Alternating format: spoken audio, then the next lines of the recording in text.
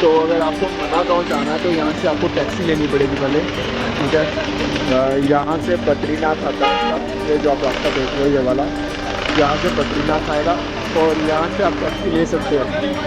हाँ, यहाँ से आप टैक्सी ले सकते हो, ठीक है। अभी हमने कर लिया, इसका जो आपको एक फेयर पड़ेगा वो 300 पड़ेगा। 6 लोग हैं हम, पूरे भी हम बैठे हैं। तो अभी हम जा रहे हैं। तो अभी हम निकल चुके हैं बद्रीनाथ से मना गाँव के लिए। ये इंडिया का लास्ट विलेज है। तो इसके बाद का जो प्लान है वो वसुधारा का बन रहा है। तो बोल रहे हैं कि वेदर फोरकास्ट में आ रहा है कि बारिश होगी 12 बजे के बाद। तो देखते हैं आगे क्या प्लान बनता है।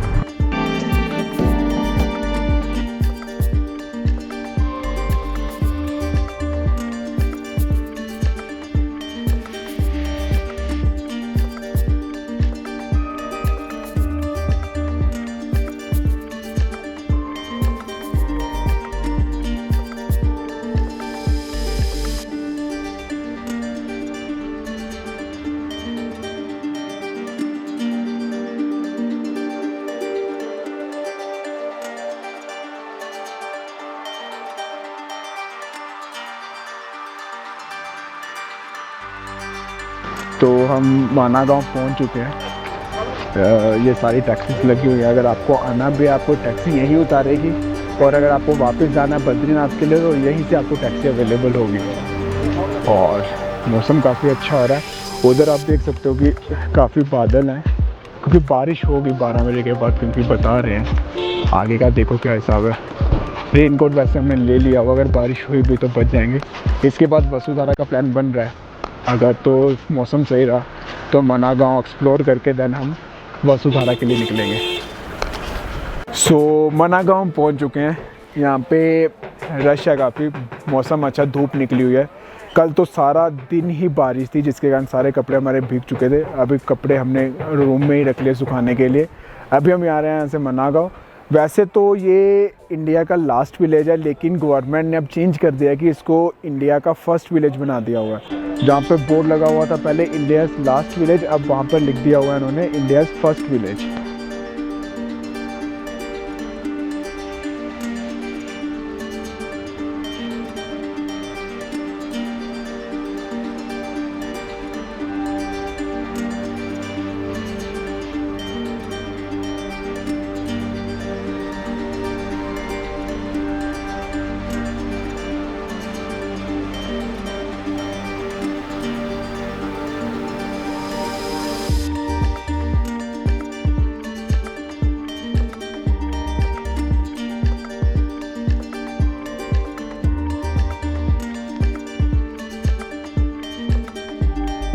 अगर आपको भीमपुल जाना है, भीमपुल का रास्ता आपको इधर से पड़ेगा, और सरस्वती धाम का भी इधर से पड़ेगा, केशव प्रयाग भी इधर से, और गणेश गुफा इधर। गणेश गुफा का रास्ता ये पड़ेगा और व्यास गुफा का रास्ता ये वाला पड़ेगा। आप देख सकते हो ये 2 रास्ते जो है वो कट रहे हैं यहाँ से।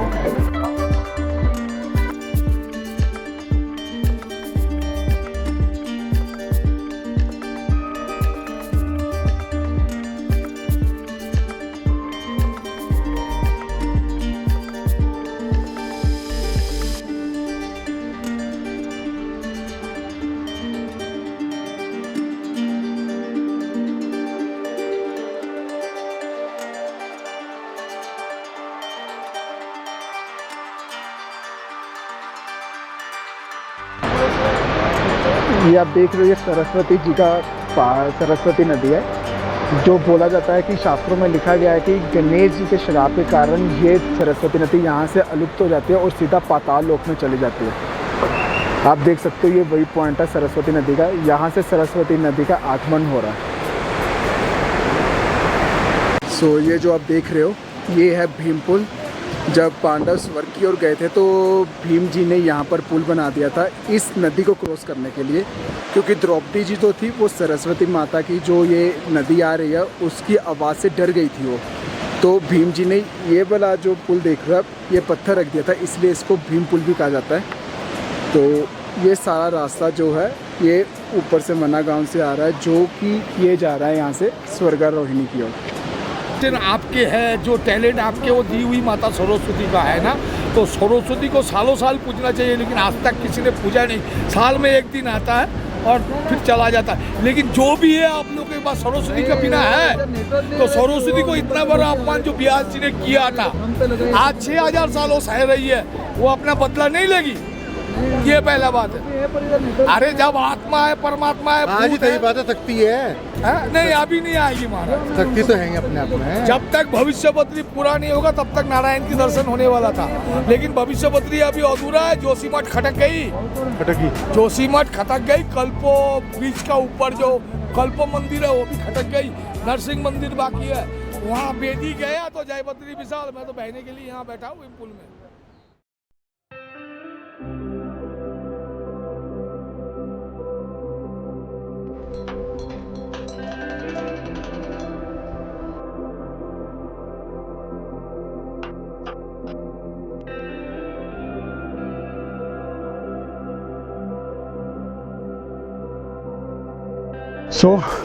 ये जो रास्ता जा रहा है सीधा, ये वसुधारा की ओर जा रहा है।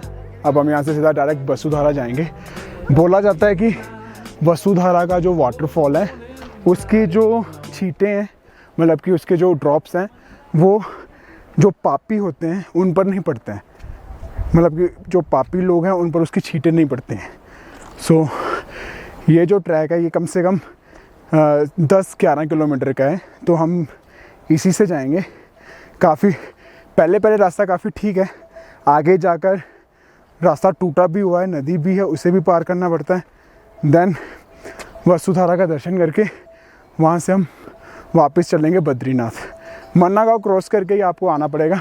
अगर आपको वसुधारा आना है तो आपको भीमपुल वाली साइड से आना पड़ेगा। भीमपुल से सीधा रास्ता जो है वो आपको यहीं की ओर कटता है। और आप मौसम देखो, बहुत बड़ा व्यू हो रहा है।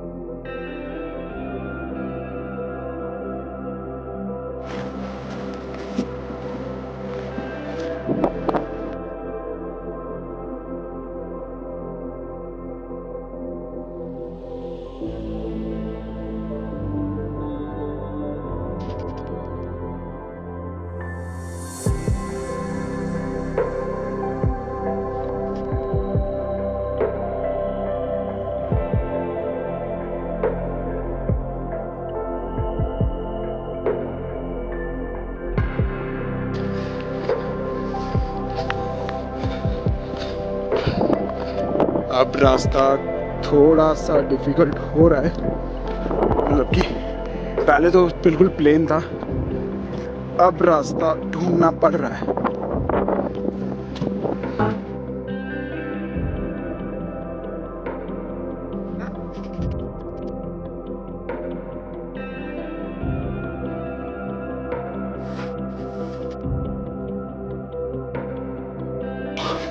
वसुधारा हम पहुंच चुके हैं, लेकिन बात ये है कि बर्फ़ के कारण वो सारा वाटरफॉल जो है वो जम चुका हुआ है, तो जिसके कारण आए थे वो व्यू दिखने को कुछ नहीं मिला।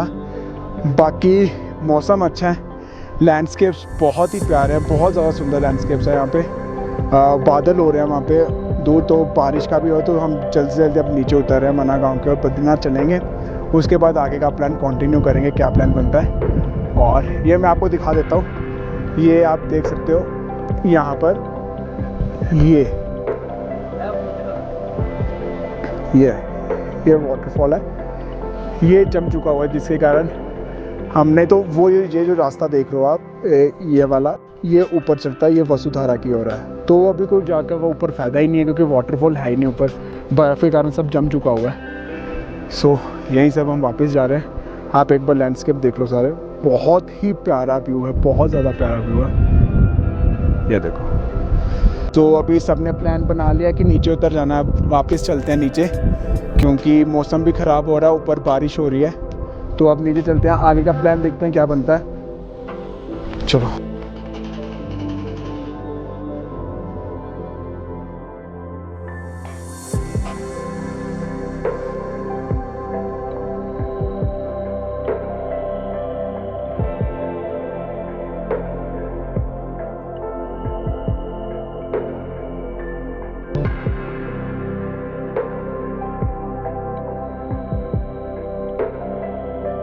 सो ये जो रास्ता है ये जाता है गणेश गुफा और महर्षि वेदव्यास गुफा के ऊपर। तो सो ये जो है ये है गणेश गुफा। कहा जाता है कि यहाँ पर गणेश जी ने 18 पुराणों का लेखन किया था और महाभारत का भी लेखन यहीं पर किया था।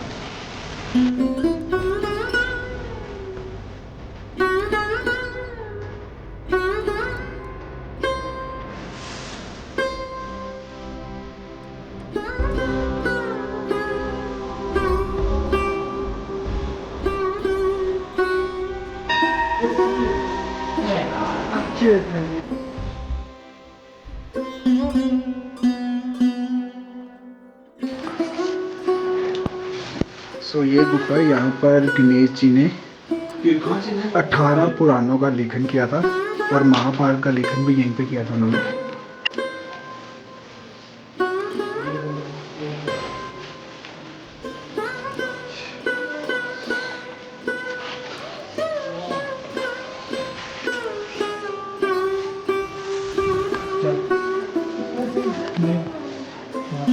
सो यहाँ से अब हम जा रहे हैं महर्षि वेदव्यास गुफा, जो कि जहाँ पर वेदव्यास जी रहा करते थे। नीचे जो अभी हमने देखी है वो गणेश गुफा है, जहाँ पर गणेश जी ने महाभारत 18 पुराणों का लेखन किया था।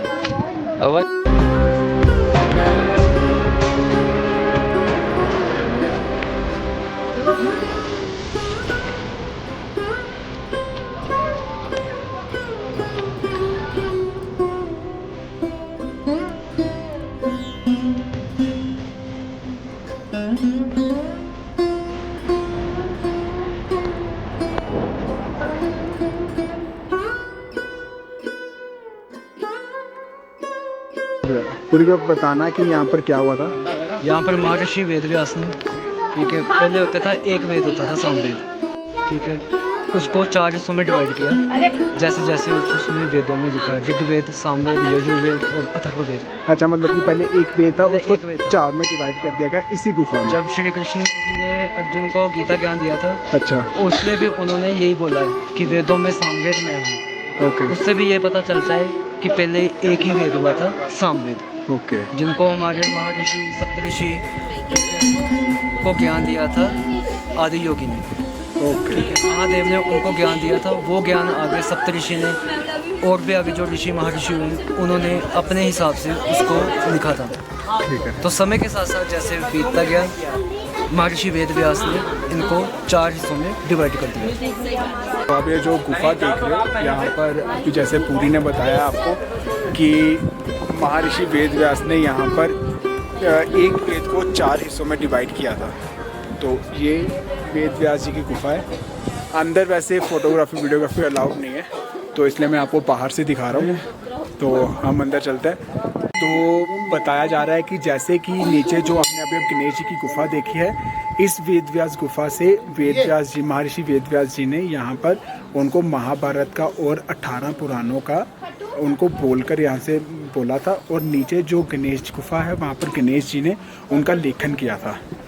तो नीचे जो गणेश जी की गुफा है वहाँ पर 17 पुराण लिखे गए थे, ठीक है। और यहाँ पर आकर वेदव्यास जी ने आखिरी जो 18वां पुराण था वो लिखा था।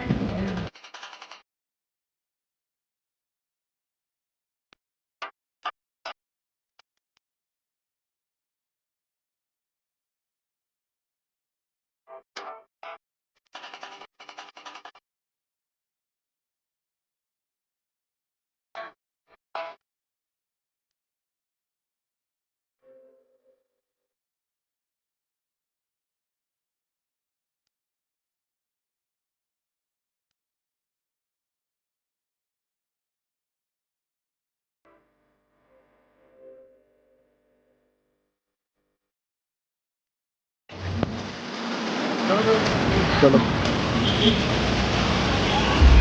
तो हम अभी बना गांव से वापस आ चुके हैं, वापस बद्रीनाथ पहुंच गए हम। तो अभी हम जा रहे हैं फ़िलहाल अपने रूम में। ठंड काफ़ी बढ़ चुकी है, बोल रहे हैं कि कल भी बारिश है, इसलिए कल भीगने से अच्छा है कि हम अभी यहाँ से निकल जाएं और जोशीमठ स्टे करें, जो कि हमारी अगली सरप्राइज़ वाली डेस्टिनेशन है। तो अभी प्लान कर रहे हैं, जाकर पता चलेगा क्या ही बनेगा प्रोग्राम। और वैसे आज का व्लॉग यहीं पर ख़त्म करते हैं। बाकी कल मिलेंगे। जय बद्री विशाल।